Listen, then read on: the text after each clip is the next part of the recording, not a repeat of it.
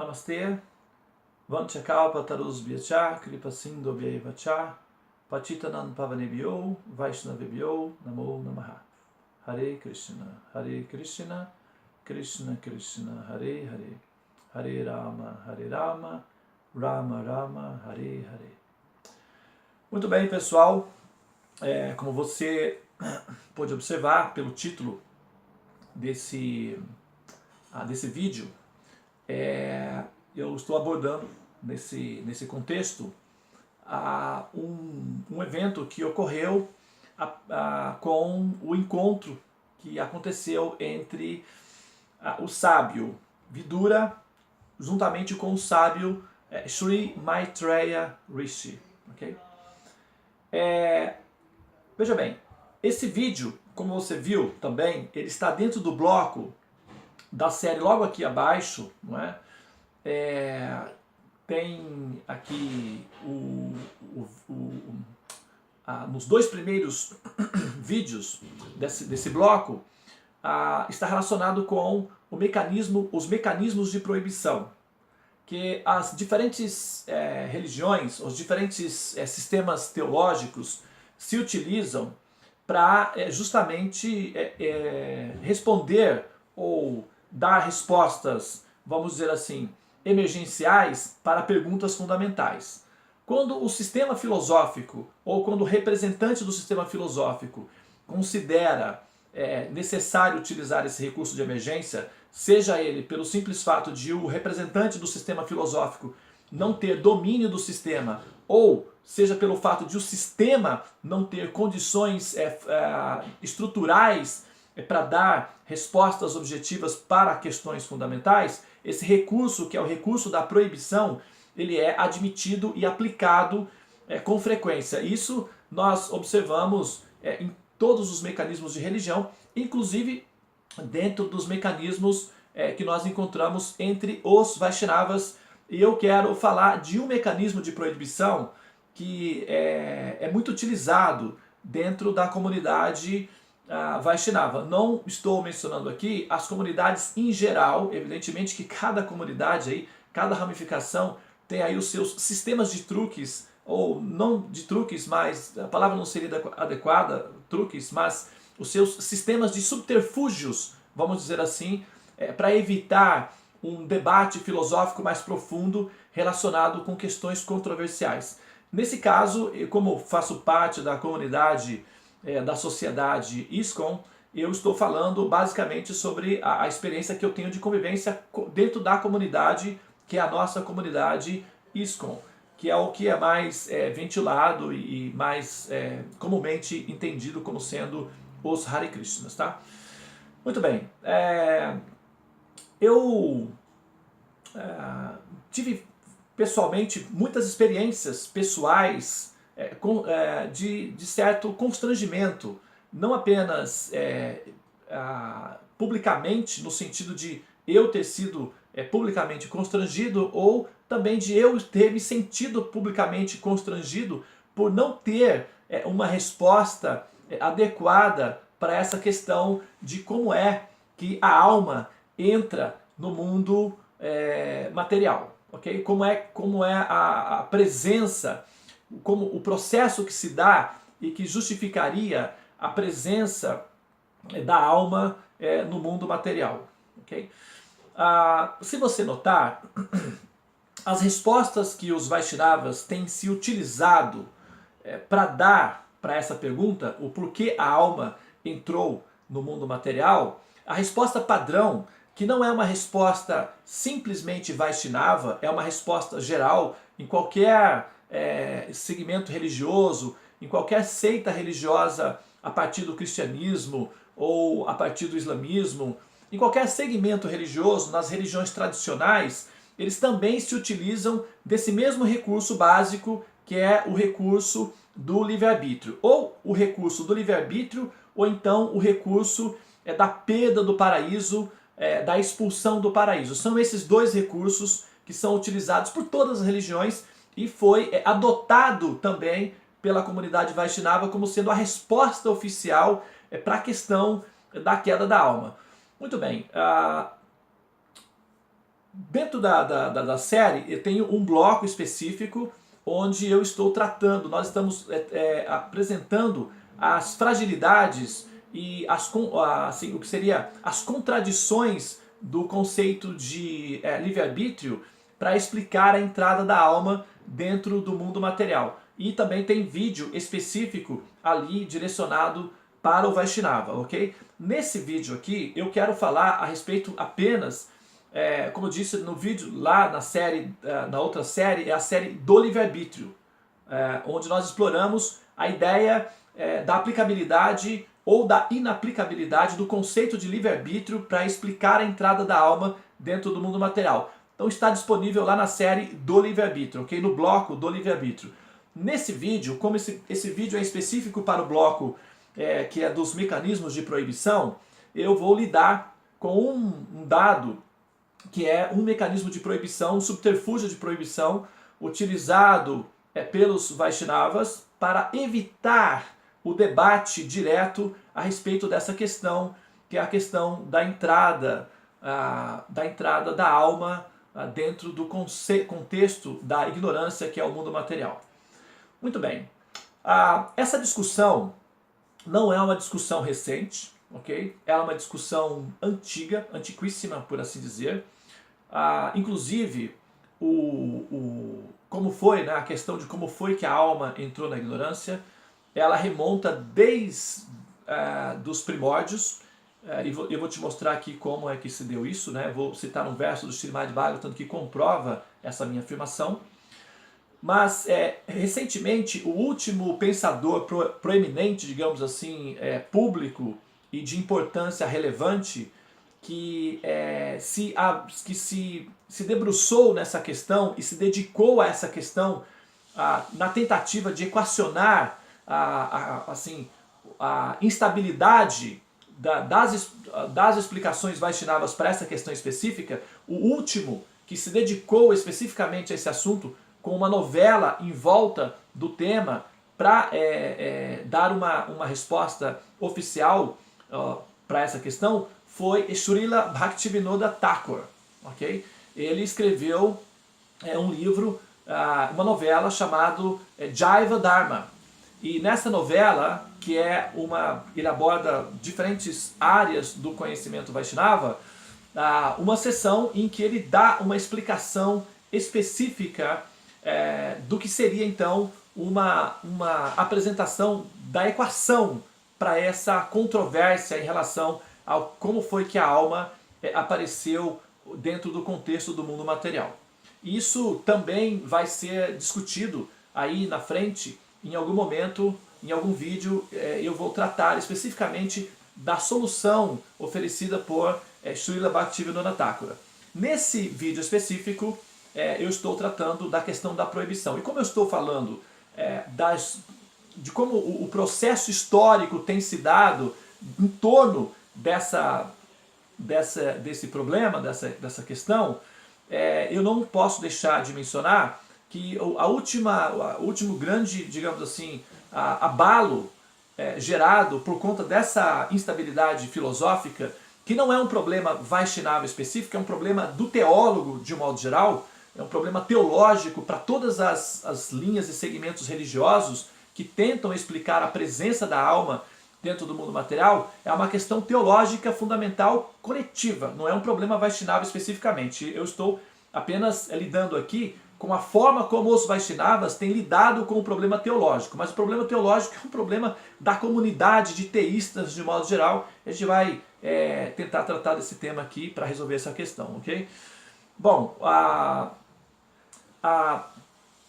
nós temos um livro oficial dentro da Sociedade ISKCON, ele está em inglês, eu não sei se você teve a oportunidade de ter acesso a ele em português, não sei se existe esse livro em português, ele foi produzido pelo GBC no ano de 1996, chama-se A Nossa Posição Original, em inglês está Our Original Position. E nesse livro, após um debate, após uma busca intensa por uma solução final para essa questão, por conta de uma polêmica gerada a partir de um livro escrito por um Vaishnava que fazia parte da ISKCON chamado Nem as Folhas Caem de Vaikunta. Nesse livro, Nem as Folhas Caem de Vaikunta, esse Vaishnava, ele tentou dar uma explicação da questão da entrada da alma no mundo material e se criou uma grande cisão das opiniões dentro da sociedade, porque aparentemente as explicações que ele dava iam de encontro com as orientações e os ensinamentos de A.C. Bhaktivedanta Swami Srila Prabhupada. Os livros desse devoto foi retirado da circulação entre os Vaishnavas e ficou sendo proibido de ser monitorado dentro da ISKCON. E a partir de então se criou um debate filosófico, o GBC foi convocado para o debate e se criou então uma resposta oficial que culminou na produção desse livro chamado A Nossa Posição Original, onde oficialmente a Sociedade Internacional para a Consciência de Krishna tenta dar aí uma resposta final para essa questão que, afinal de contas, depois de ter sido produzida, parece que também não conseguiu produzir a satisfação filosófica para os Vaishnavas, até mesmo porque houveram muitas posições que não, apesar de ter sido uma tentativa muito sincera e muito honesta, não conseguiu alcançar o efeito de acalmar a tensão filosófica, justamente pelo fato de que o livro tende a afirmar que a alma teria saído do reino de Deus por uma questão baseada no princípio do livre-arbítrio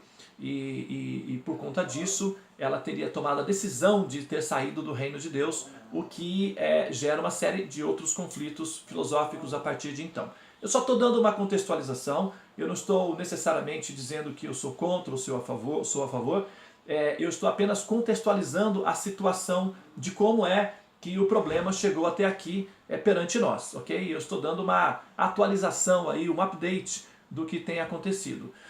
A partir dessa dificuldade que houve, nós tivemos problemas sérios, como por exemplo a Gaura Govinda Swami, um Vaishnava que fazia parte e membro do GBC, por ter discordado da versão oficial do GBC, por conta disso, resolveu retirar-se do GBC e retirar-se de certa forma da ISKCON também. Ele ficou fazendo parte da ISKCON, continuou fazendo parte, mas assim, à parte a parte, tipo, está e não está ao mesmo tempo. Então, e até hoje, inclusive, os Vaishnavas, que são de Gaura Govinda Swami, eles têm fazem parte da ISKCON, mas parece que eles têm um certo estilo, um certo caminho, uma certa direção, e ficou assim desde então. Então, eu estou falando isso daí para você ver como que essa questão da entrada da alma no mundo material, ela é uma controvérsia que ela gera impactos objetivos, impactos práticos dentro de qualquer sociedade, qualquer religião, inclusive dentro da nossa sociedade. Bom, como eu tenho que dar uma explicação para as pessoas a respeito de como dar uma explicação da autorrealização, do autoconhecimento, eu me vejo forçado a dar uma explicação de como foi que a alma entrou no mundo material. E as explicações convencionais utilizadas pelas religiões, de um modo geral, inclusive pela nossa própria sociedade Vaishnava, que é a tendência de sobrepor sobre a alma o princípio da culpabilidade, que é da responsabilidade total pela decisão de estar aqui, o chamado livre-arbítrio, eu trato desse assunto no bloco específico do livre-arbítrio. Tá? Agora eu vou entrar no ponto específico aqui do verso que eu tenho do Srimad Bhagavatam, que eu quero apresentar a você para começar então essa discussão. Tá? Veja bem, tem não é um aforismo, de certa forma é uma resposta que Srila Prabhupada, A.C. Bhaktivedanta Swami Prabhupada, costumava dar para os discípulos que faziam esse tipo de questionamento, né? Se a alma caiu do mundo espiritual, ou se caiu de Vaikunta, ou se caiu do Brahma Jyoti, ou se ela nasceu eternamente, foi colocada aqui eternamente, qual seria a questão? E como Prabhupada ele tinha recentemente começado uma sociedade de nível internacional e os devotos ainda não tinham assimilado os conceitos básicos da filosofia Vaishnava, muitas vezes, e como ele não tinha traduzido todos os livros que dariam para o Vaishnava a compreensão sólida para que esse assunto pudesse ser discutido amplamente dentro da sociedade, ele tinha uma tática, uma técnica que era bastante funcional, embora ela não fosse uma resposta, não tivesse a pretensão de ser uma resposta definitiva para a questão, ela funcionou muito bem como sendo um paliativo. E claro que, como todo paliativo, o problema depois, com o tempo, ela retorna. E eu vou explicar qual era a resposta que Prabhupada costumava dar e que acabou se solidificando dentro da sociedade como sendo um recurso definitivo, quase como uma lei espiritual, que é um recurso de proibição. E aí vai. Quando os devotos, então, perguntavam para Srila Prabhupada essa questão, em algumas ocasiões, não em todas, em algumas ocasiões, ele dava a seguinte explicação. Ele dava a seguinte analogia, ele usava essa metáfora. Veja bem, se você estiver num prédio pegando fogo, qual é a situação emergencial? Supomos que você comece a conjecturar sobre como é que o prédio começou a pegar fogo. Se isso seria prático numa situação de emergência? Não. Qual seria a atitude correta e inteligente a ser tomada numa situação de emergência como essa? Encontrar uma saída para o prédio que está queimando, para o prédio que está pegando fogo. Então, qualquer pessoa inteligente, nesses momentos, não vai se preocupar em querer entender como foi que o prédio começou a pegar fogo. Ele quer saber como encontrar uma saída para essa situação de dificuldade. Bom, da mesma forma, essa é a minha missão aqui com vocês, ok? A minha missão entre vocês é explicar uma maneira pela qual vocês conseguirão sair do ciclo de nascimentos e mortes, que é o equivalente do prédio pegando fogo. Portanto, eu sugiro que vocês foquem nesse ponto, cantando os santos nomes, praticando Bhakti Yoga, seguindo os princípios devocionais da vida regulada para um Vaishnava e cultivando o conhecimento, espalhando essa mensagem para as pessoas que ainda não têm acesso à consciência de Krishna.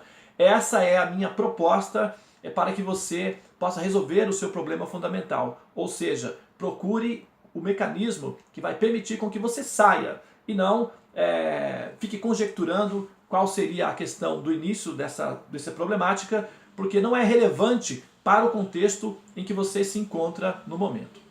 Ótimo. Então, essa resposta foi assimilada, foi aceita, ela tem a sua lógica, ela tem a sua justificativa filosófica que a sustenta. E claro que ela tem a sua validade, não é? Entretanto, como todo mecanismo que é um paliativo, essa resposta ela não encerra a questão, ela simplesmente coloca um limite até onde o aprendiz, no caso de Srila Prabhupada, para aquele momento, poderia ir em termos do debate filosófico. Então ele colocou um limite, até aqui você chega. Aprenda primeiro o contexto que eu estou ensinando até aqui e depois você então pode entrar aí nesse ambiente que é um ambiente mais densamente povoado filosoficamente falando. Acontece que, como nós sabemos, uma analogia ela também tem os seus recursos em que se pode fazer a desconstrução da analogia. No caso da analogia que Prabhupada apresentou, veja bem, evidentemente que aquelas pessoas que estão aflitas, que estão numa ignorância e que não sabem por que estão sofrendo, por que estão em dificuldades, etc., elas realmente, a situação é de emergência. Mas entre Vaishnavas que já compreenderam ou que já entenderam que o motivo da existência é a liberação do mundo material, um dos itens para se encontrar a saída para a saída da situação do ciclo de nascimentos e mortes é justamente compreender as atividades transcendentais de Sri Krishna. E uma das atividades transcendentais de Sri Krishna é justamente o fato de que ele cria o mundo material. Para o desenvolvimento do amor por Krishna, que é a proposta que liberta o ser da condição da existência material, a proposta justamente é entender essas atividades de tal maneira que desperte o amor no coração. Para despertar o amor por Krishna, é importante que o Vaishnava entenda como se dá o processo de como Krishna, em tese, teria colocado a sua entidade viva dentro do mundo material para que esse amor acontecesse. Isso provoca a discussão novamente da questão de como foi que a alma entrou no mundo material, para justamente eliminar na base do problema aquilo que inicia o problema. E também, quando se dá como Srila Prabhupada, assim como um pai querido que ama seus filhos, no momento em que ele dá uma proibição como essa, por exemplo, ele está lidando com um grupo de devotos recentes. Hoje, por exemplo, qualquer devoto que tem aí mais de 10 anos de movimento tem mais acesso à informação e a conhecimento que os devotos que já eram, na época de Srila Prabhupada, sannyasis, não é? Devido a que os conhecimentos foram traduzidos, os livros todos foram traduzidos e as informações estão disponíveis. Da mesma forma como, por exemplo, um pai diz a um filho, não mexa no fogo, porque justamente você vai se machucar, é perigoso. Esse mesmo pai, ele não pode manter essa proibição ao filho quando esse filho chega aos 15 anos de idade, porque seria artificial. O pai que diz ao filho aos 5 anos não mexa no fogo e aos 15 dá a mesma instrução, não mexa no fogo, essa instrução ela não será válida. Ela será válida por um tempo, mas não será válida para todo o tempo. Já que a questão fundamental ela é de uma natureza relevante, é impossível mantê-la sob segredo ou arquivada por longo tempo, já que a necessidade do ser, uma das necessidades fundamentais do ser, é justamente entender o porquê o ser está aqui e como se deu esse processo. E a tendência de explicar o mecanismo através do recurso do livre-arbítrio, ele não é um recurso que, assim, ele seria considerado muito apropriado para dar a explicação final para o assunto, e a gente vai ver aí na medida em que nós vamos passando. Agora, eu vou citar o verso. Esse verso, ele é um verso, ele está no Srimad Bhagavatam, ok? No canto 3 do Srimad Bhagavatam, o capítulo é o capítulo 7 e o verso é o verso número 5, tá? O título do verso, aqui está em inglês, chama-se, o canto é o canto 3 de Status Quo, e o capítulo é Further Inquiries by Vidura, ou seja, mais perguntas de Vidura. É Vidura que está conversando com Sri Maitreya Muni, Sri Vidura está conversando com Sri Maitreya Muni. No próximo vídeo eu vou dar uma contextualização de como foi que Vidura chegou até Sri Maitreya Muni, tá? Aqui nesse verso, nesse vídeo eu vou apenas dar o verso que ele explica, a pergunta que Vidura faz a Vidura, para justamente descaracterizar a ideia dessa analogia que Prabhupada deu do prédio pegando fogo como sendo uma lei espiritual que impede o devoto de querer entender o assunto. A analogia que Prabhupada deu foi uma analogia emergencial para evitar que devotos despreparados entrassem num campo em que requer uma qualificação técnica que não estava disponível para eles na época em que Srila Prabhupada, em que a questão foi levantada.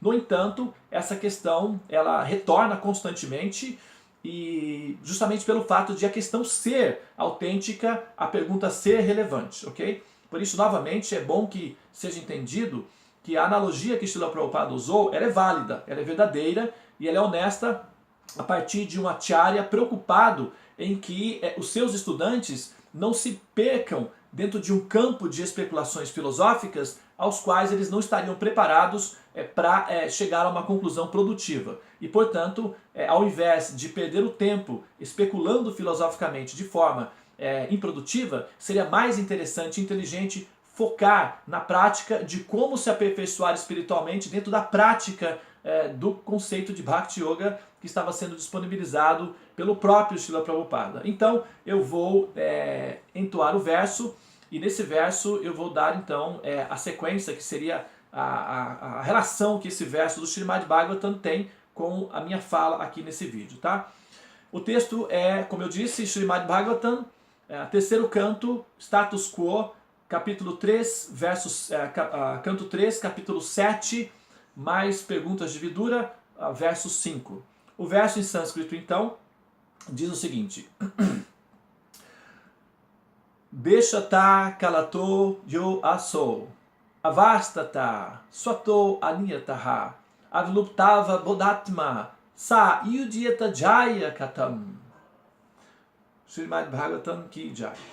Tradução. A tradução é a seguinte: eu tenho aqui a tradução do inglês, eu tenho a tradução em inglês, eu coloquei aqui no Google Translator, no Google Tradutor, então eu vou dar a tradução como está aqui no Google Tradutor, que pode ser que tenha uma pequena diferença da tradução que você tem aí no seu Srimad Bhagavatam, mas não é muita diferença não, é muito parecido.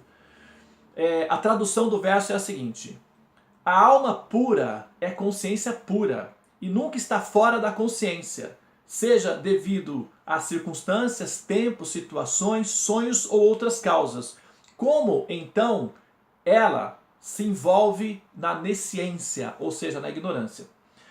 Traduzindo, a pergunta é a seguinte: se a alma é pura e se ela está plenamente em bem-aventurança, como é que ela cai no mundo material e se envolve com a ignorância?